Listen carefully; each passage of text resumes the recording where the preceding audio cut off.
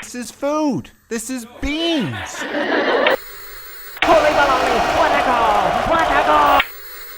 All right, Adrian, you're back to your void. You're back, and it's time now to talk about Captain America 4. Captain America, Brave New World. Wah, wah, wah. Incredible. Incredible. Captain Falcon and the bravely leaves the nest or whatever that we came up with last time. Captain Falcon bravely leaves the nest. Indeed. All right. Well, this is a review discussion for Captain America Brave New World. And this will be non-spoilers right now. And then on the A Closer Look portion, the second half of the A Closer Look episode, we're going to get into spoilers. But again, we will never spoil anything on the main numbered episodes of Split Focus, a Film and TV podcast. Except for this. Adrian, no, Darth don't do it. Vader? No, he's not doing it. He's joking. You don't have to hit pause. Not to worry. But Adrian, I guess I'll just ask for your bird's eye, Falcon's eye thoughts on this. To start, what are your Falcon's eye view thoughts on Captain America 4? So Simon, I think this movie is. Let's start with the good. This movie, I think, has. Oh, okay. Well, they're bird's eye thoughts, so you can. Yeah, there's some good and a lot not good with this movie. Oh no! I think this movie's a little bit of a mess, unfortunately, which I'm bummed about. I'm more bummed than anything. Like once we left that theater, it wasn't like a visceral hatred for the movie. It wasn't like this is the worst thing I've ever seen. It was quite literally like, oh man, that kind of sucks, dude. I'm not angry. I'm just disappointed. Quite literally. And I feel like that kind of encapsulates what this movie was. There is some good in it, again, which we'll talk about in a little bit more detail. But I think as a whole, this movie is a miss. Mm-hmm. And it sucks that it is. Yeah. The movie doesn't suck. It sucks that it isn't great. It isn't good. I said on episode 103 of our podcast, I said that I was hoping it would be the spark that lights the fire of the MCU's current phase. That going into Thunderbolts and then Fantastic Four especially, that it would take momentum into the Avengers. And this was not the spark. I will say that. It didn't spark anything. It's a movie. It kind of feels like the way I felt kind of leaving the movie Wolfman, actually. Yes. It's like it exists, but why you waste this potential and the money to build this movie when you could just write it more exactly? In more detail, actually understand the political situation of the countries that are talking to each other in the movie and the various there's so much going on, and I feel like there's just not enough character development. There's not enough villain character development in particular. It's interesting in terms of good stuff. I will say I kind of liked Anthony Mackie's Captain America 4's costume. I thought his costume looked pretty cool. I liked it. I thought, honestly, Harrison Ford looked cool as a Red Hulk. I thought that was pretty cool CG. That was pretty neat. Your face is kind of indicating to me that you're like, it could have been better. Yeah. But I liked it. I don't know. I thought he was cool. I think what was Kenneth Saddlebauer was joking around that he was like, he's just a more jacked version of Temple of Doom Indiana Jones. Yeah. Just sunburnt Indiana Jones from Temple of Doom. But yeah, I don't know. Anything else you want to say to just complete your high level thoughts before we move into some more detail, some more non-spoiler detail? I think, like you mentioned, I think, Anthony Mackie's costume's really good. I will say, like, I really liked the addition of Joaquin Torres, played by Danny Ramirez. He's like the new Falcon shown in the trailer. Right. He was in Captain Falcon and the Winter Guy, right? I don't remember him. He must have been, maybe, but I don't remember him. And by Captain Falcon and the Winter Guy, I mean Falcon and the Winter Soldier, the TV series on Disney Plus. Was he actually? Because I do not remember him. But so that's actually a good point that's being made. So he's introduced in this theoretically or not, but he's not given a lot of backstory. And that's kind of another criticism in a weird way. Yeah. Like, it's like, I do like, I think. Yeah, he's in, he's right. Joaquin Torres, the Falcon and the Winter Soldier, he's in it. Oh my God, I don't remember him, which is funny because I thought this was his introduction. But I was like, I do really like the relationship between him and Sam. Like, I think they play off well each other. I know Isaiah Bradley, he was in Falcon and the Winter Guy. That much I remember. And I really like his addition into the movie and, again, how he plays off of Anthony Mackie. I think I don't love Anthony Mackie's acting a lot of the time. There's something about him that I don't really enjoy. But I think he does a really good job shooting the shit with the people on screen with him. I think he has really good chemistry with the people around him quite consistently. Yeah. And, you know, the relationship between him and Joaquin and him and Isaiah was really good. Like, I love, like, so a lot of people complain about Marvel humor in everything, whether it's video games, the MCU, just general movies. And then it's always like, oh my God, he's right behind me, isn't he? Or it's like, did I just do that sort of thing? And I think this movie, funnily enough, doesn't have much of that. There's a couple of like those moments, but this movie doesn't have that sort of tone in the humor aspect. But there is funny moments, and it's literally just the characters shooting the shit back and forth with each other. That like made me laugh a few times, actually. And I really enjoyed that part of the movie. That's about it.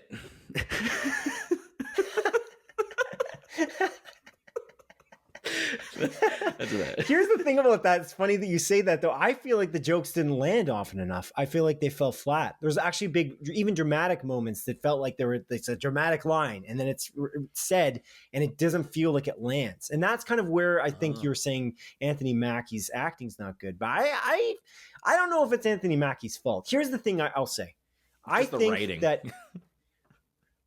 that Harrison Ford and Giancarlo Esposito could act out the phone book. They could read off the phone book and make it compelling, okay?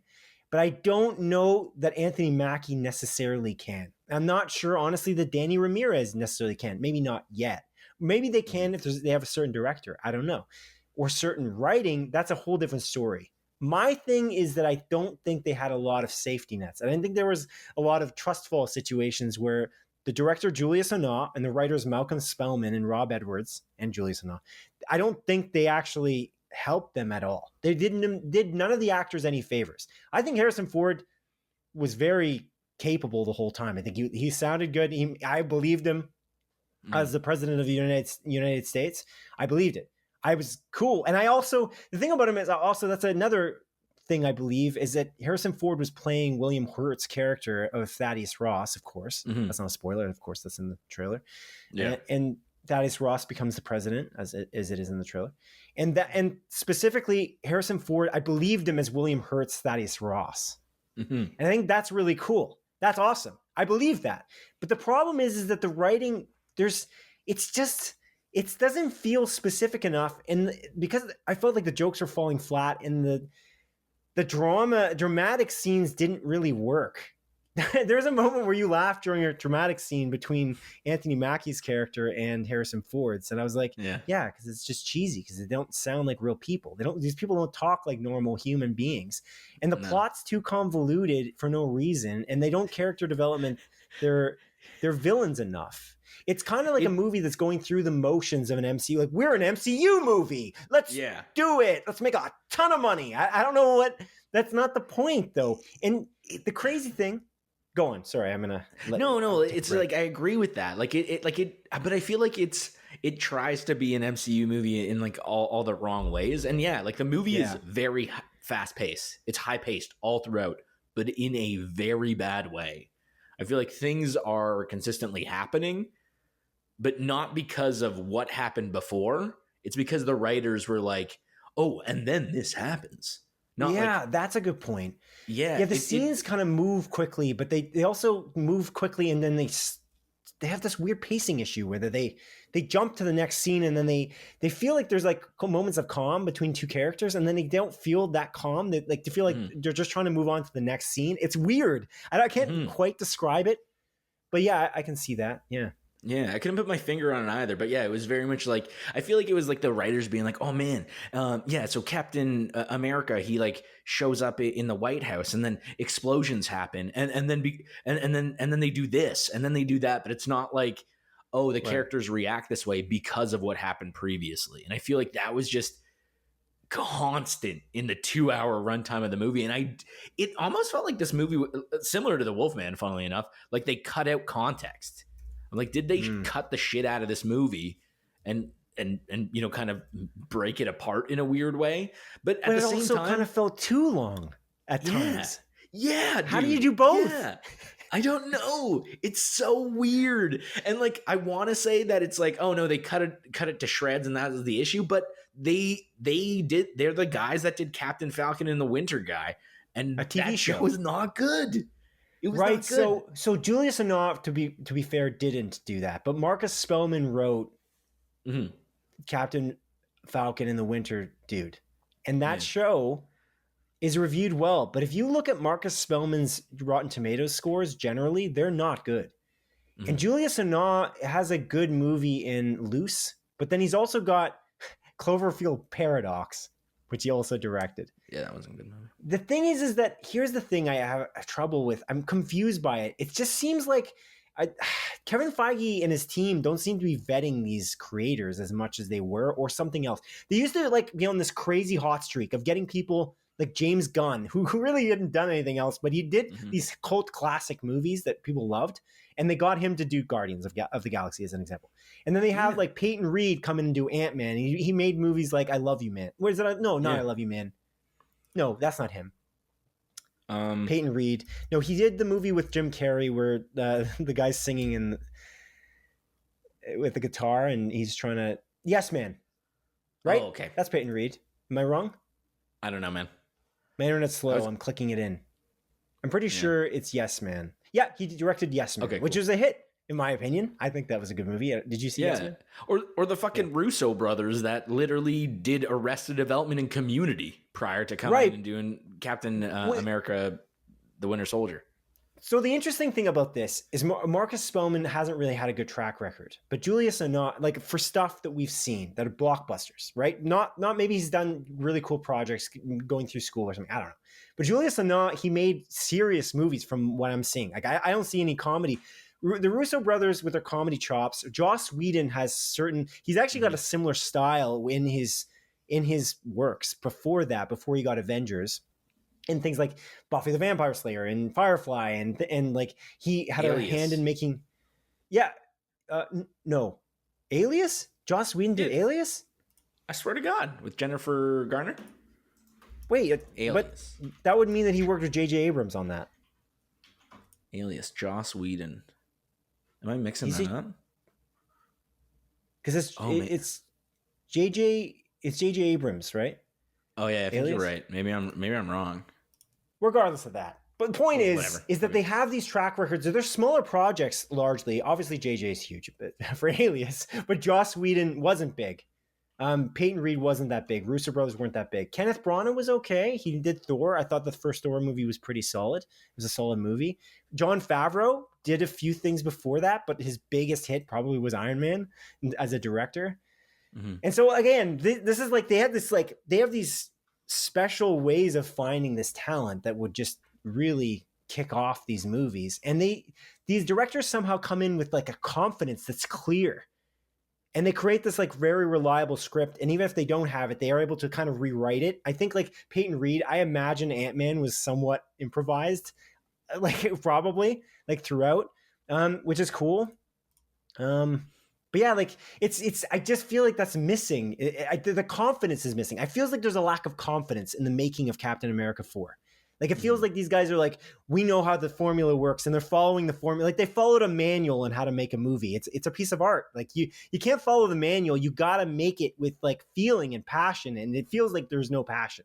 That's the way I feel like it. It's just like made like a chair. Like you're building a table or something. You're a hammer. You're making IKEA furniture. You're just following the instructions. Like that's not going to work. I don't know. It doesn't look fun to make. That's what I'll say for the actors. Yeah. Like it just seems like it's like, yeah, they're making an MCU movie and that's it. It's not the worst movie I've ever seen. Certainly, it's not even a bad movie. It's just not a good movie, and that's the kind of the problem. And that's not what I expect. And I know people always razz on the MCU. They look at it and say, "Oh, it's the MCU. MCU is just superhero movies." It's like, no. The advantage of the MCU is you can tell these very like a variety of diverse stories in a genre, which is like the superhero genre. And you can tell very, very different stories. Ant-Man's a comedy, like through and through. Guardians of the Galaxy is like a misfit team movie, like almost like a road movie in a weird way. Like there's variety. Winter Soldier, obviously Captain America. Is like Winter Soldier is a spy movie, thriller. Espionage. Exactly. And this movie in some ways is trying to be that, actually, just doing a bad imitation. Yes, very much so, which I want to dive into a little bit more in spoilers, because there are like specific scenes where I'm like, oh my God. Like, I think these guys were like, oh, we can do this. We can do Captain America the Winter Soldier and maybe do it better. We can do Captain America Civil War, like parts of Civil War, and do it better. And it's like, oh my God, you guys cannot. You guys are way in over your head. And I just think this movie kind of falls on its face because of that. And I feel like you said this as soon as the movie ended. And I think you said like, wow, like this is just wasted potential, I think is the phrase you used. And I could not agree with that more, because I feel like this movie it's funny. I said the same thing about Wolfman. Has a lot of really good ideas. The idea of a Captain America without the super soldier serum is so cool. And you could do this really well. But this movie is so poorly executed on that idea. And the issue is that they focus on it in the writing. They focus on, but then they do. I should have taken that super soldier serum, sort of thing. Again, like it's a plot point. They talk about it that Sam. Let's not get too much into that because I don't want to dive too much into spoilers. But I agree with you. That's a plot point in the show. Yeah, it's a plot point in Captain Falcon and the Winter Guy too. And they just don't. And they kind of just, if you look at the trailer, you can see they kind of do the opposite of what that actually entails. What does it mean to not have the super soldier serum is the question that needs to be asked, the what if question. And they don't really answer it. They just keep asking the question. They ask it over and over and over again, but they never want to answer. Actually, leads me to something to talk about, actually. And I want to talk about this when we talk about Severance, probably on a closer look episode. But Severance has this tendency of asking the questions, the tough questions of the writer's room. The question, of course, Severance is about people who have their minds split, where they go to work and they're one person and they go home and they're another person. The work-life balance literally split in their mind. But they ask the tough questions of what that would mean scientifically. What would it mean emotionally? What would it mean in a person-to-person interaction? What would it mean going home to your wife? What would it mean if you had a relationship at work? What would it mean? There's ask every question about what if you actually Severance did exist, and they try to answer that. They live in the reality of their world, the confines of what their universe entails. This movie doesn't do that at all, and it just doesn't seem to understand what the MCU is. This is the thing I've talked about 100 times. I think some writers I don't know if they're just in general in Hollywood or not, but it feels like they go into a writer's room and they write a plot, and they're just like, they make ridiculous things happen, and then somebody questions them on it, and they're like, well, what does it matter? This guy, the Thor, can fly. It's like, no, you created the physics of your universe. You need to follow it. And we're going to get into that with spoilers, that's for sure, because that's the worst shit I've ever heard of. It's just badly written, and it's just lazy. It's lazy is the long and short of it. I'm so disappointed. Me too, man. It's funny. Again, I haven't watched I haven't watched the Skeleton Crew, like from Star Wars, but you said that it's a show written by kids for kids. Like that's how it kind of feels like. And I feel like this movie was written by kids for adults. And like, that's not really what I said is by kids for kids, because there's kids in it as the stars. I feel like it is written by adults, to be fair. They're tailoring it for kids, and the kids are in it, and they're such a large part of it. That's why it's for kids. Yeah. Anyway, then this is the opposite of that. Yeah. It's like, don't you think that this would be cool? It's like, it feels like elementary school writing or high school writing. Like, oh, this would be cool if we did this. Yeah. On that, but on a positive note, I want to emphasize this because you said a really good point earlier, is you said that this movie has really good ideas. Mm-hmm. And I completely agree with that sentiment. Like that's something that, was there a fly? Oh no. You looked up in the air. Is it like a mosquito or something? I thought I heard water dripping because I had like a that would be bad. A water issue problem, but I realized it's just the faux leather on my chair rubbing against my desk, and it made it sound like water dropping. Oh, okay, that's good. What the fuck is that? Yeah, thank God. Thank God it's not water dripping. That would be a bad first week. Oh, I can get into that real quick. I know we're talking about no, I won't dive into that. We'll talk about that. You can do it. Do whatever you want.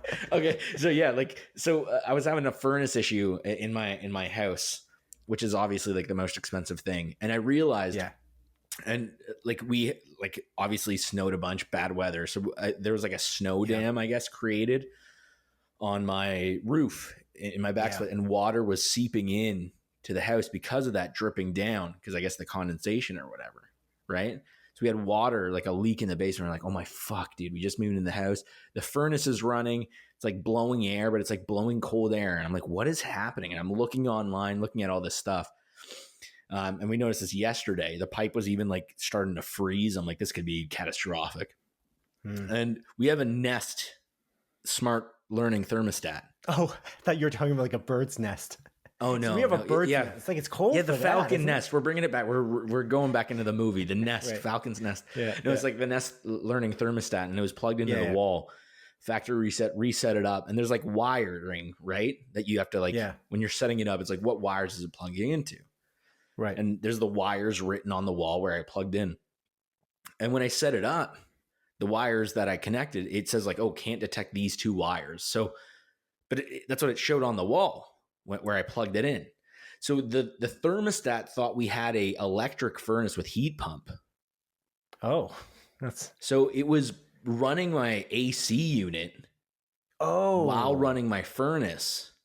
Oh no. So it's like condensation build up, whatever. And then I was like, what is happening? Something is seriously wrong. So I had to look at the Nest thermostat, readjust it, because in the settings I couldn't do anything on the Nest app. I'm like, what the fuck's happening? Everything online is like, oh, you can just change it.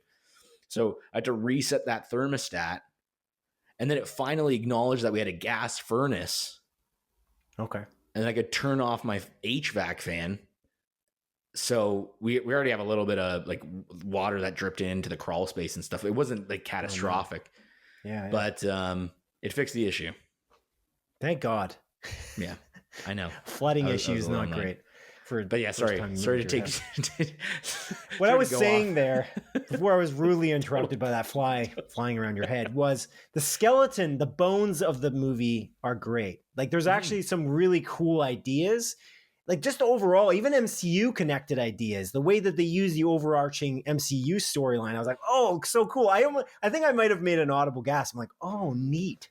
Like when they went that direction, they went in terms of connecting Captain America 4 into the MCU, the greater MCU, Marvel Cinematic Universe. And so that was like, wow, that's stuff. Yeah, I was like, that's really cool. I'm really excited to see where this goes. And then it's just not executed well at all. So that's the moral of the story. Could it have been better? Heck yes. Oh my God. And what the hell is going on with the shield physics? That's another like, oh dude. Yeah, like I guess we can say, yeah, like the fight choreography was pretty okay. It's good if you just go in with blinders on. Like if you just watch the fight scenes separately on TikTok, no problem. They're great. I'm like, oh, that's cool. You know what I mean? Like the Kenneth Stadabauer, when we left the theater, because we saw it with Ken, when we left the theater, when we were leaving the theater, he said the fight scenes were great though, right? And the choreography was good. And I was like, but it doesn't make sense in the confines of the universe that they're living in. So I can't like it. That's the problem with it. It ruins it for me. It reminds me of watching Companion. It's like, it's part of that movie was ruined for me because of the plot holes. And that was kind of the issue. Despite the oozing, the ooze of style that Companion has, it couldn't be as good as it could have been because there's so many oversights continually for no reason, in my opinion. This is like oversights. These are deeper oversights. I feel like they're worse than Companion, and that's why my score of this is going to be worse than Companion as well. Yeah, but yeah. Anyway, we can just get into the spoilers if you want. Are you ready? I'm down. Yeah, spoiler time. Spoil it. Yes. Spoiler time. I love how at least 10% of this non-spoiler part of the episode was definitely you talking about your furnace. But anyway. Moving on, we're gonna go into spoilers starting now, audience. So if you don't want Captain America 4, Captain America Brave New World spoiled for you, now's the time to jump ship and not watch this particular section. Cool. All right, Adrian. Let's just dive right into it. What the fuck is going on? It's so the movie, it slams it down your throat. It's like Sam's like, oh, I shouldn't have taken that super soldier serum. Bucky shows up and he's like, oh no, you're Captain America because not because of the serum, because you're you, Sam. You're you. Now I gotta leave and go do a Thunderbolts. I gotta go do the Thunderbolts movie. I gotta leave. I'm not gonna help you with any of this. And Sam's like, yeah, maybe I should have taken that super soldier serum, but you know what? It's me. But it doesn't matter because the difference between him taking it or not is I don't know what it is. I guess he doesn't have the super strength, but he fucking does, dude. The only difference is he gets stabbed a few times and he's like bleeding, but he survives. Yeah. And he's okay. It's like totally. He got stabbed in like the chest. And then in the rib, they're like, oh, I broke my ribs. But it's like, fine. He's like, fine. He's like, yeah, I broke my ribs. And he's like twice in the movie. But like, apart from that, it's not acknowledged. This guy is fucking, I think this is early in the movie. And he's like flying down. He's like, I'm doing supersonic speeds. Lands on the ground. He's diving into the ground. He's at terminal velocity. And he lands with a superhero landing. Yeah. Lands with a superhero landing. His legs are broken. Sorry. No, dude, not only his fucking brains would have shot out his asshole, dude. It was so fast. Everything would have splattered on the ground. And he even acknowledges it. He's like, wait for it. And then boom, the sonic wave blasts back and knocks the people over. And it's like, dude, what? The thing about that is that we watched the trailer and that's in the trailer and it bothered me so much when I saw the trailer. That was the biggest problem with the trailer for Captain America Brave New World is I thought it was so ridiculous. There's also a scene in the movie where he cuts through a freaking jet fighter plane with the Wakandan Falcon wings. And there's no way he wouldn't have been pulled with the jet fighter or his freaking shoulder would have been pulled off. It doesn't make any sense. How fast those jet fighter planes move is so absurd. It just doesn't add up at all. He would be dead. And like the answer that I'm sure they would give us would be like, well, he's got I was going to say adamantium. We're going to get to that in a second, but he's got vibranium. He's got vibranium Wakanda technology in his suit. It's like, but he's just wearing fabric on his legs. So if he landed like that in a sonic boom, he would be dead. There's just no way. They don't want to, again, there's a problem in the MCU lately. I've said this before. They just don't seem to care about the power metrics. It's important, in my opinion, Kevin Feige should have a chart, basically of everyone who's more powerful than someone else. Thor and Hulk are at the top, and then you kind of make your way down. Red Hulk cannot fight Captain America. Regular Cap, like normal, the original Captain America, Steve Rogers. Yeah. So he can't fight Anthony Mackie's Sam Wilson's Captain America. He just can't fight that Captain America. It's not possible. The problem is they kind of gutted themselves in their own plot line. You mentioned this just earlier. They don't seem to, they acknowledge the fact that he needs super serum, but then they never use that in the plot. They just keep showing him like being literally invincible. The crazy thing is like he's doing that training section with Isaiah Bradley, and he does that flip, and then he gets like a stomach cramp. Yeah. You remember that? It's like you got injured there, but you just got stabbed by Giancarlo Esposito later on. I don't think that was a stomach cramp. I think that was him like acknowledging the injury that he had before. I think that was from the big guy rib that he fought. Yeah, I think that was like, that was my broken rib. And that was the one time he didn't get a broken rib until the end. No, he got the broken rib at the start with the big guy. He's fighting with a broken rib the whole time? There's no way. Yeah. Yeah. He's a human being. There's no way. I know there's no way. That's the issue with this movie. Oh my God, I didn't know that. I didn't know that at all. Because it's the first fight with the big guy, and he's like, oh, I heard your rib break there. They don't get it. They just don't get it. It's like, I don't need the super serum. Like, you have the super serum. You're more powerful than Cap. I'll give you another crazy example if you remember this. In Winter Soldier, after the elevator sequence, Cap jumps out of a window, but he's not actually that high up. He's pretty high up, but he gets his fall gets broken by a window, like another like glass canopy. Yeah. Over like the and then he lands and he has trouble getting up there. Yeah. He has trouble getting up. Friggin' Sam Wilson gets knocked across the friggin' parking lot where apparently Thaddeus Ross walks with his daughter. And he goes flying because his wing has like some kind of supercharged Wakanda fever juice in it, and it blows up, and then it shoots the Hulk and a human being without super serum across the parking lot. He lands with giant rocks on top of him. Dude. And he's just fine. No helmet. His helmet is ripped off already. It's gone. Yeah. He's fine though. He's just perfectly fine. Why would he have a problem? And then at the end of the fight, not only that, when he's getting knocked under the rock, everyone that was kilometers across town are just there. They just show up. Right. We're just here now. They fucking flew. The Hulk jumped literally the entirety of Guelph over. And then he like gets knocked under the rocks, and they're like, Sam, are you okay under these huge cinder blocks? Under this under this asphalt that just crushed you? Are you all right? And he's like, I'm fine. I should have taken that damn super soldier serum. He literally says that line. I'm like, that's funny, but it doesn't fucking matter, man. You're super powered. It's crazy. Yeah. Sorry, continue. The end of the fight. It's crazy in that. So at the end of the fight, he goes to see like Joaquin in the hospital, and he just walks there, and he just seems fine. Yeah. He's just like, I'm okay. I gotta go somewhere. It's like at the end of Winter Soldier, Cap was in the hospital, wasn't he? I think so. That rings a bell. He almost drowns. Remember, Bucky saves his life. Yeah. I don't know. It's crazy. It's like, well, the guy with super soldier serum is less powerful than him. I also draw attention to the very beginning of Winter Soldier.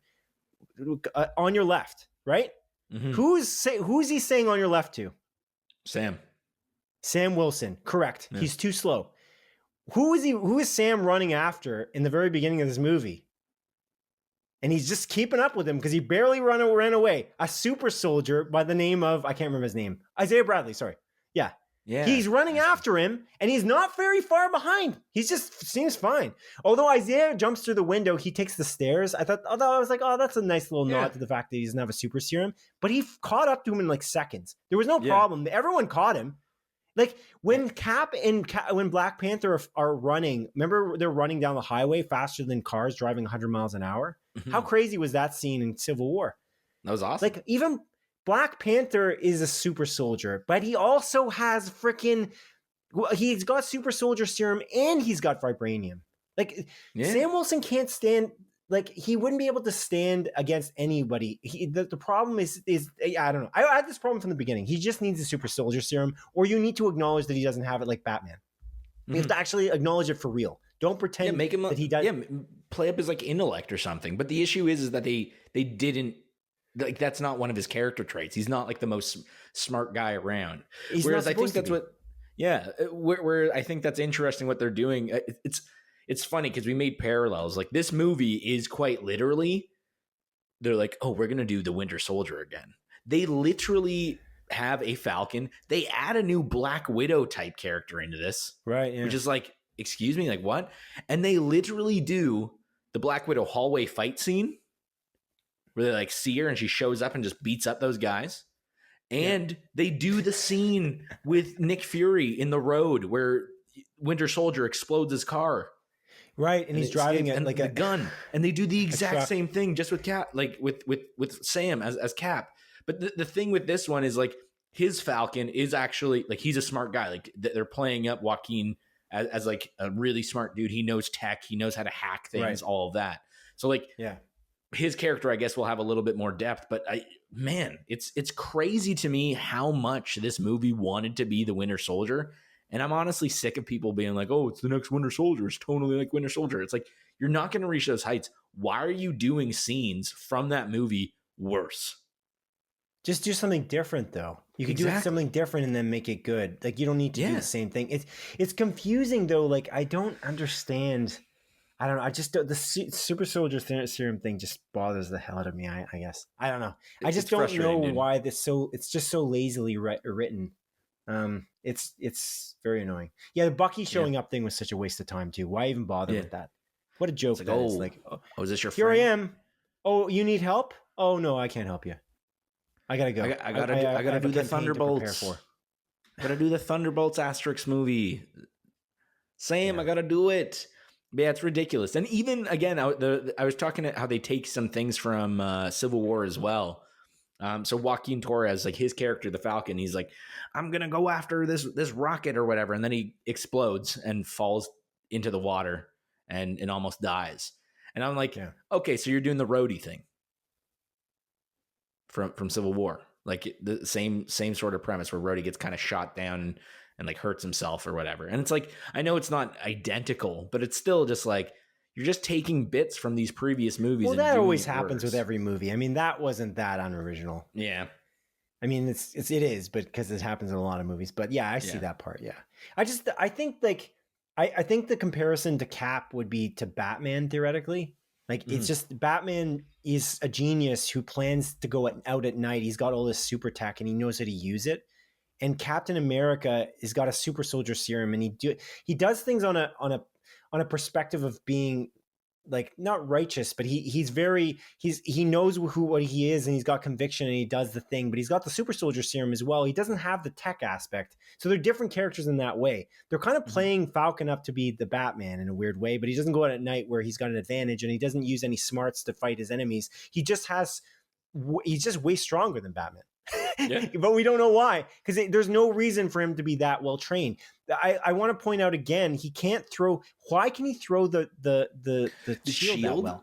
It doesn't make any sense. He's throwing it at people and it's bouncing in a way that it would never bounce. The interesting thing was people were really upset in Avengers Age of Ultron because in Age of Ultron they added a retractor. Do you remember that for Steve Rogers' shield? I love that. And that was cool. It was cool, but people didn't like it because it didn't feel comics accurate. But Joss Whedon was careful about the power metrics. He knew that he had to create a realistic reason why the shield could be retracted so easily. But then people didn't like that, and they liked the idea of being able to deflect it. But the truth is, the super soldier serum gives you those reflexes. It gives you the ability to understand where things would bounce so you could catch it again. No human being could do that. There's just no way anyone. I just pick an Olympic athlete in the world right now. No one can do that. I know that obviously vibranium has specific factors that make it bounce in a specific way. It's not magnetically attached to you. It's not a boomerang. It's just not going to work like that. It just doesn't, and it won't. And if you could figure that out, that's kind of physics, you are a genius. And again, with Aura, you have super reflexes, which he doesn't have. And so that is the biggest issue. My curiosity and why I think they maybe cut some stuff out in the movie or context. The only thing I can think of is, so Falcon has his little robot birds that help him out.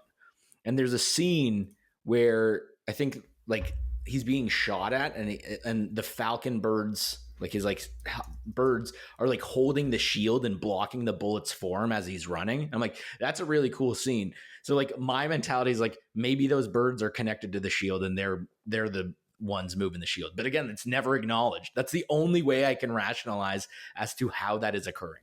Literally the only way, because it makes absolutely no sense. This guy's like shooting the shield, throwing the shield better than Cap ever did. But like, the Red Wing doesn't attach to the shield when he's throwing it. And then the hallway scene is an example. He throws it and they bounces off. Or when they're about to get into the truck and they're leaving that army base, Like they're leaving the secrets facility. They're leaving, and he bounces it off two guys, and it comes somehow back to him, and then he leaves. It's like that's not. There's no way that would happen. Like his physics of the shield, his use of the shield is way better than the Cap has ever done. I think like I keep saying Cap. That's disrespectful. He is Cap.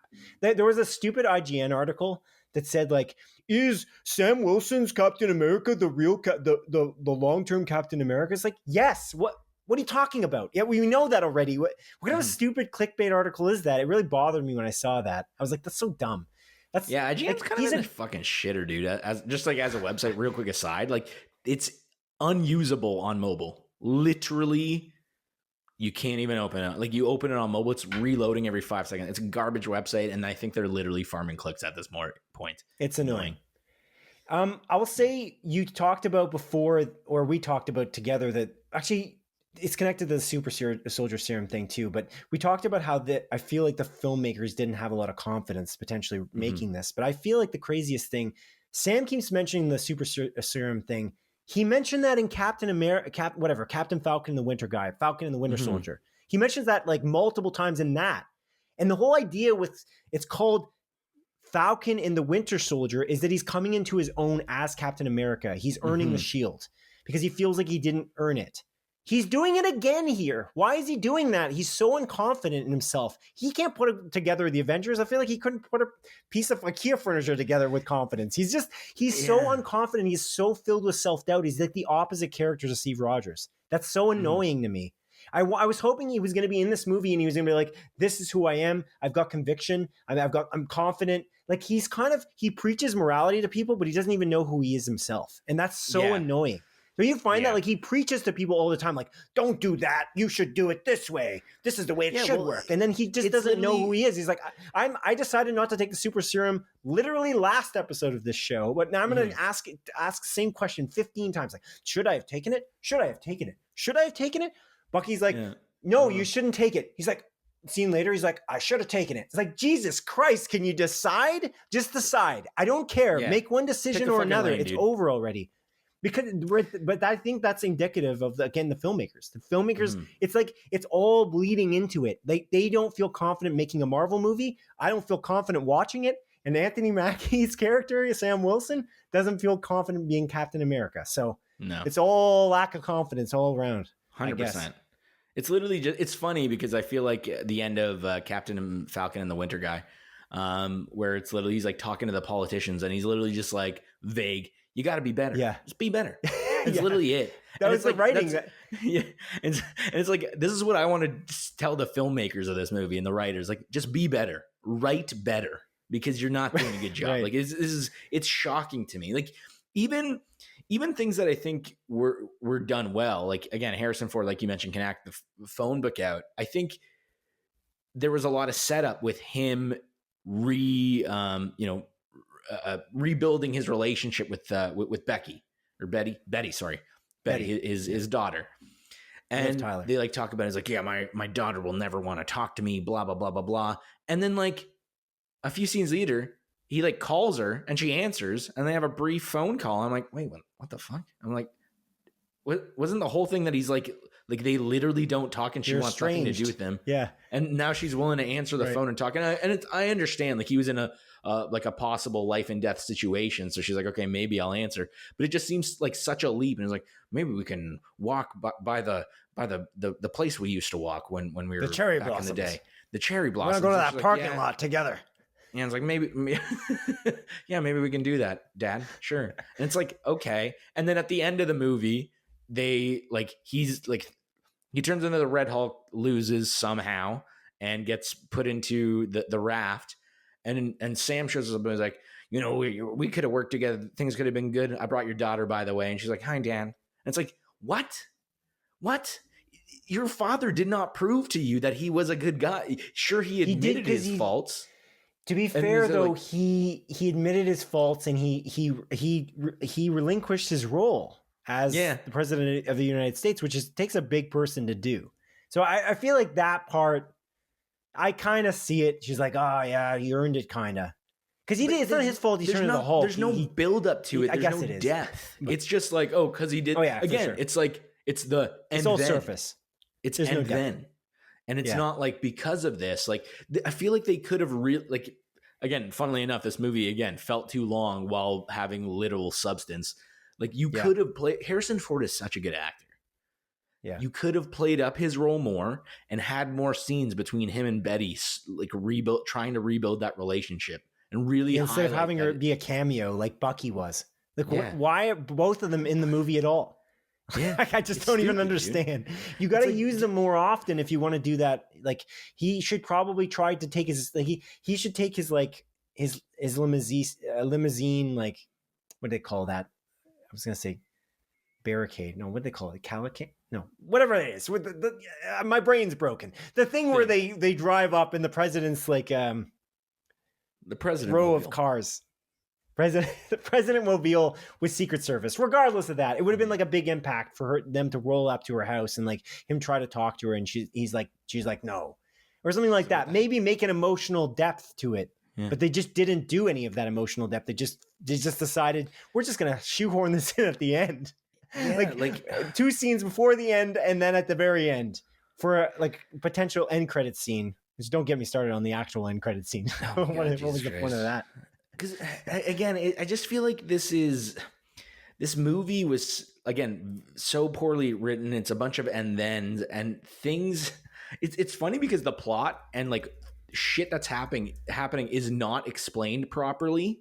Yet the motivation of characters are literally said versus shown on screen. It's like we don't see Ross trying to be a better person. Really, he just says he is. And it's like, because Harrison Ford's a great actor, it's like, I believe him like hell. But it's like, I don't know his motivations. It doesn't seem like he is. And then there's even the scene where he's talking to the leader, which we didn't even mention. The leader from Incredible Hulk is the villain. Which Tim Blake Nelson, who also was completely underutilized. Because I like 100%. Tim Blake Nelson a lot. And I also like Giancarlo Esposito a lot. Giancarlo Esposito is criminally underutilized. I know. Criminally. He was great, by the way, in every scene he's in, but the writing's also not good for him too, because what's the point of him being in it? There's just no point of that character being in the movie. It just felt like it was a waste. Yeah. I don't know. And it's just it's so funny. And again, like we're going to keep on knocking the writing. The writing is so bad. And the leader is supposed to be like one of the smartest people alive, you know, knowing every single statistical possibility of anything that can happen. But it's like, just because you say this guy is smart, if you're written by dumb people, this character is a dumb fucking character. Like there's literally a line where like Sam is like, oh my God, they're doing this stuff. And it's like, how's he doing it? And Sam literally says, it's a mind control thing. People are mind controls. They got brain waves. It's mind control. And it's like, that's the explanation. I'm like, what? I literally was sitting there and being like, you gotta be fucking kidding me, dude. They're like going to the leader's area where Harrison Ford, General Ross was keeping him, and like, oh, there's posters, and oh man, like he's somehow looked into their brain and can play a song and control them. But it's like none of that's explained. None of that is dived into why the fuck can the leader do this? Really, the science wasn't explained because they don't have any depth. Like that's the thing is like we talked about this with Wolfman. You specifically pointed it out that there's a certain character that's in the movie just so that he could be in the movie for plot convenience. There's no other reason for him to be in it. Like you won't believe that he's actually a person who lives in that world. He's just a person who lives in that plot timeline so that we can see what happens to him. Like that's what happens here. Like it's just it's all surface and no depth all the way through. It's just like, it's kind of like I don't know, the width, the space of an ocean, but the depth of a puddle. You know what I mean? Kind of situation. So. I don't know. It's crazy. Like I will say this, we've been really razzing on this hard in the spoiler portion of the pod, like this a closer look. So here's what I'll say. I want to say that the celestial adamantium thing was really cool. I thought that was really cool. Neat. As a really cool angle. And that's where we talked about earlier about the skeleton being quite cool and quite neat and intriguing ideas that just weren't put together properly. The idea of the mind control, actually not a bad idea, but they don't dive into it deep enough that makes it any use or good enough. The relationship between Liv Tyler's Betty and Thaddeus Ross, not good, because it's like, it's cool. It's good that you're going back to that as you did in The Incredible Hulk. You talked about it there. but can you do it in a deeper way? Like, can you have them actually have a relationship that I can believe in when I'm watching it, instead of it just being like two humans talking to each other like they've never seen each other before, which could have been the case. I'm not sure if Liv Tyler and Harrison Ford ever even met each other before, but I just don't believe any of it. They maybe never even met each other on set, dude. Yeah, it's just maybe they're not seeing each other. It's this green screen. She's talking to a tennis ball on a hook or something. Yeah, maybe.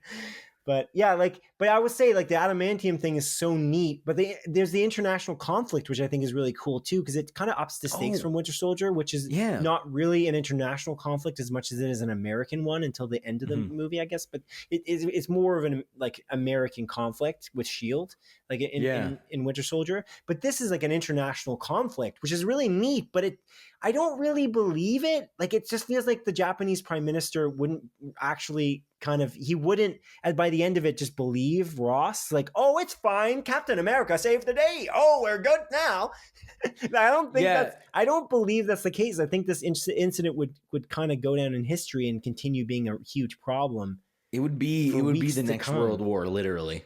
Literally, it's maybe American fighter jets started firing on Japanese naval ships, and then Captain America shows up and stops the American ships from doing it, and they're like, "Oh, okay."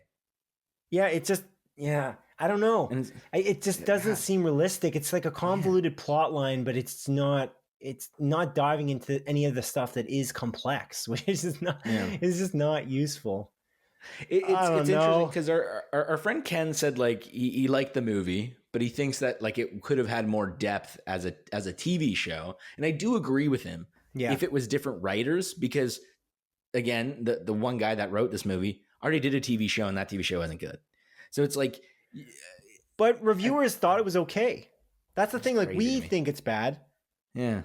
Crazy. We saw this coming, because to us that's the same thing with that show. Is it feels like it's kind of useless. It starts on the same spot as it ends, and it kind of feels like, again, the characters don't have a lot of depth. They just feel, I don't know. There's interesting concepts there too. John Walker is really cool. Has a really neat idea. I love that awesome idea. Character. He's the best character in that show, and that's why I'm excited for Thunderbolts Asterix that Bucky's in. That he went to go do in the movie, where when he says verbatim, "I'm about to go do a Thunderbolts," and he leaves. No, he doesn't. And John Walker's there, in that movie, and I'm excited to see him because he was such a great character in Captain Falcon and the Winter Guy. Right. But yeah, I just again, you said it best. Wasted, missed whatever potential. Just there's so many great opportunities, and the more I think about this movie, the less I like it. Actually, it's one of those. For the Wolfman, I'm like, this movie's just kind of whatever. But this movie, I think, has way more and way better ideas than Wolfman did, but just does not execute on any of them well, and it just it flounders. And again, I don't think, personally, I don't like Ant-Man and the Wasp: Quantumanium. I think that's a bad movie. It's the same with Thor, the fourth Thor with Gore. I think those are bad movies, but I almost dislike this movie more than those two because this is just a movie. And it's again, I feel that's arguably the biggest travesty, is when a movie's just a movie. We had fun talking shit about this. You think Thor 4 was worse? I think so.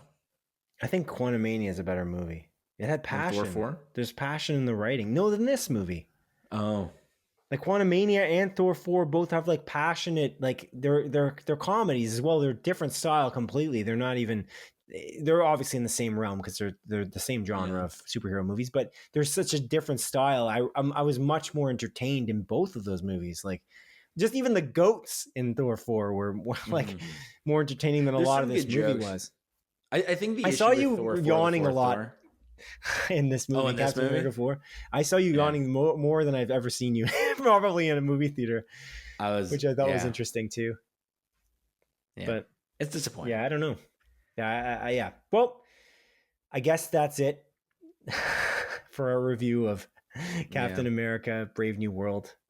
If you would give it a number score, what's your number score? I would give it a 2.5 out of 5. I think, Do I want to be harsh and say 2? No, it's a 2.5. It's a 2.5 out of 5 because it's just a movie. It's just there. So this is our first Rotten score on Rotten Potatoes.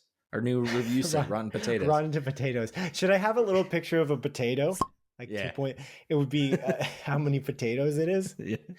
Yeah. Okay. It's a 5 Rotten out of 10 potatoes. potato. It's 50% rotten potato. 50% rotten potato. Well, actually, it's a 0 because we're both rotten. So it's a 0% on Rotten Potatoes. We're not doing that. I'm just going to do potatoes in the animation because I don't. Okay, yeah. There's just potatoes. Potato This is a rotten potato movie. Rotten potato. We have one nice potato and one rotten potato. What? Because Companion is a fresh potato. Right, it's a fresh potato, right? And we didn't launch the website when we did Wolfman, so there's no website. We can retroactively go back and add Wolfman to the rotten potato. That would also be another rotten potato. Yeah. Hit website. Were we fair here? I don't know if we razzed on this hard. I wonder if Kenneth's going to watch this and he's going to be like, you know what? You guys were just really razzing on this movie. It's just like, I don't know what I'm saying positives. Like, again, costume design, pretty good. I thought Red Hulk looked good. I know you didn't. I thought the choreography was good. I thought that the skeleton, the bones of the story were good, but everything in between it, the muscles and the tendons and all the shit that makes up a body of work like this, it's just that part isn't good. And I hope Marcus Spellman doesn't write another MCU movie. That feels harsh to say that because it's his career probably. No, you know what? Just get better. That's all I can say. This wasn't good. Like the politicians. Be better. Julius Onah has some good stuff under his belt in terms of blockbusters, and they're cool, but they're just not this style of movie. So I'm like, just get better, like the politicians and Captain America and the Falcon and the Winter fella. Yeah. Right. But yeah, it's just disappointing. Come on, please, Thunderbolts, please be good. Okay. Yeah. Moving on. Let's move on now. But thank you. All right. Well, this has been a closer look. Captain Falcon bravely leaves the nest. Yes. My name is Simon Eady. This is Adrian Pinter. Goodbye.